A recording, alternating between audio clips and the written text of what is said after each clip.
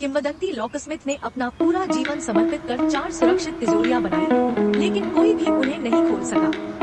अंत में लॉकस्मिथ ने खुद को एक तिजोरी में बंद कर लिया और समुद्र में डूब गया, केवल उस व्यक्ति की प्रतीक्षा कर रहा था जो उन तिजोरियों को खोल सके। दशकों बाद वाल्टर नाम का एक सेफ क्रैकिंग मास्टर सामने आया। उसने बचपन से ही ताला खोलने का अध्ययन किया था और दुनिया में कोई भी ताला ऐसा नहीं था जिसे वह नहीं खोल सकता था। लेजेंडरी लॉकस्मिथ की तिजोरियों को क्रैक करना हमेशा से उसका सपना था, लेकिन उसे उनका पता नहीं था। एक दिन उसे एक रहस्यमय निमंत्रण मिला, जिसमें उसे राग्नारोक नामक प्रतियोगिता में भाग लेने के लिए आमंत्रित किया गया था। अगर वह जीतता तो उसे पौराणिक तिजोरियों को देखने का मौका मिलता।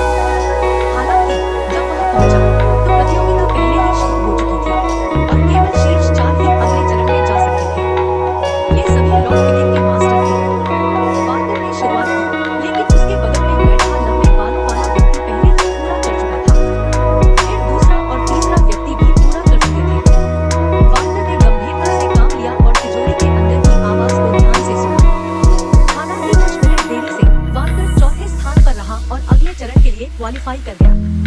दूसरे राउंड में कठिनाई बढ़ गई, एक ताला से 2 ताले हो गए, लेकिन वाल्टर बिल्कुल भी परेशान नहीं हुआ। उसने दूसरों को पहले शुरू करने दिया और फिर भी वह लंबे बालों वाले व्यक्ति के साथ लगभग एक साथ पूरा कर दिया।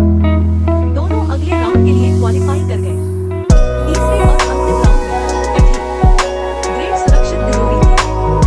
जज के संकेत देते ही लंबे बालों वाले व्यक्ति ने तुरंत ताला खोलना शुरू कर दिया। उसके चेहरे पर चिंता साफ देखी जा सकती थी, जो ताला खोलने की कठिनाई को दर्शाती थी।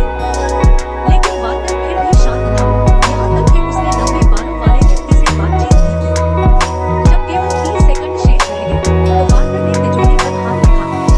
उसने आसानी से तिजोरी के आंतरिक संरचना को महसूस किया, फिर कान को तिजोरी से लगाया और धीरे से ताला घुमाया। उसने पहला ताला आसानी से खोल दिया, फिर दूसरा और तीसरा। जब वाल्टर ने तिजोरी को पूरी तरह से खोल दिया तो पूरे स्थल पर